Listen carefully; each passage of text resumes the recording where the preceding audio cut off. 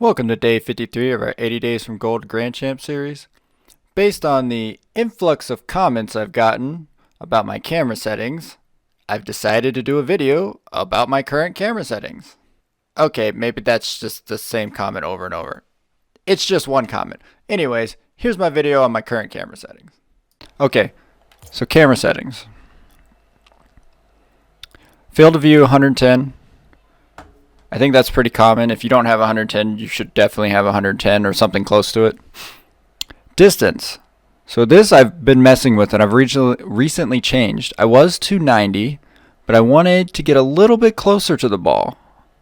So here's the difference. I'll show you. Here's the difference between 270 and 290. It's pretty subtle, but I wanted to get a little bit closer to the ball because I felt like I'd have a better view of where I was making contact with the ball. So that's my thoughts on that. My height. So 90, it's been 90 for a while.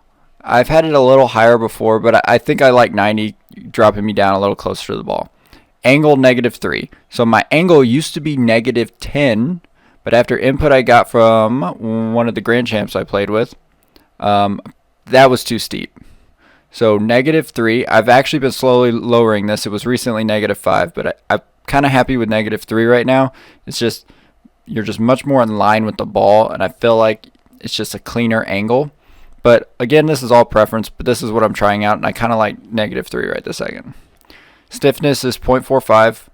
I just copied that off of Squishy, and it's been fine. I haven't messed with it. Swivel speed 4.2. Again, preference, that's fine. And then my transition speed is 1. Basically, when you switch between ball cam and car cam, how quick does it spin back and forth? I don't want it to jump immediately. I kind of like it to move so I can kind of tell where it's coming from. It's less disorienting. But again, that's preference too. If you wanted to go really quick, you can bump that up. Alright, over to controls here. My steering sensitivity, 1.3, 1.3. I don't think I've really messed with these much. Controller dead zone, I did drop that down a bit. Honestly, I don't even know if it made that much of a difference. I can't really tell that much. At one point I had it at 0.05, but I noticed that in some of the training packs it would start the training pack because my controller has a little bit of, I guess, stick drift. So I bumped it up to 0.07 just so it wouldn't start the training pack before I actually started moving.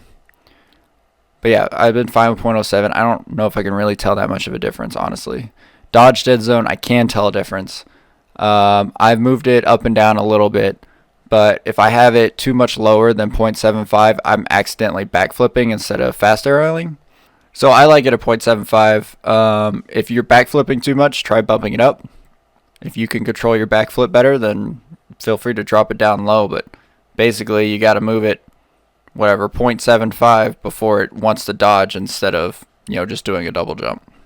Vibration disabled. I think everyone should have that. Intensity doesn't matter. Toggle ball cam. I don't know anyone who doesn't do that.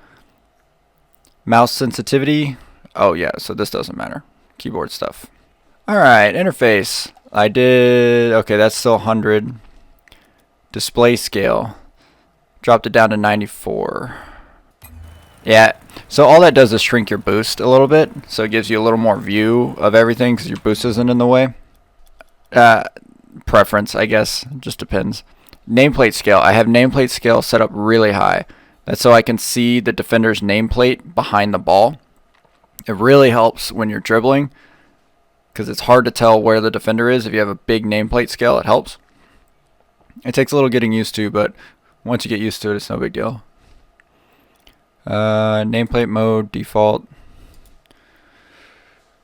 Time updates only. I don't want random updates while I'm playing.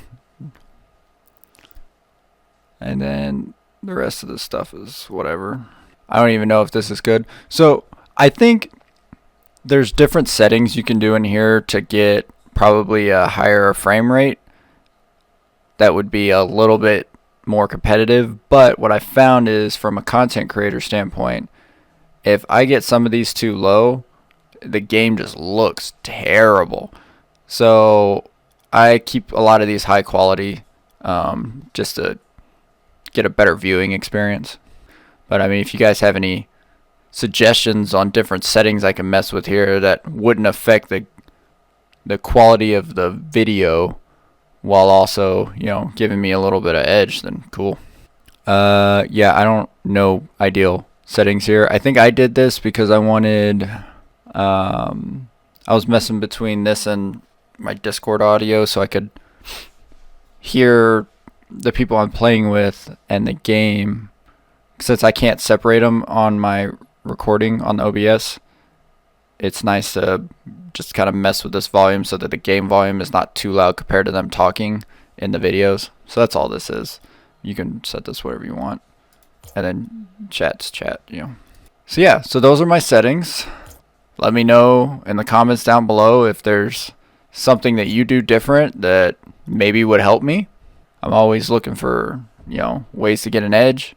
Let me know if anything I did is like crazy off or just different or what. As far as my bindings, I'm probably make a separate video on my bindings because I put a lot of thought into my bindings.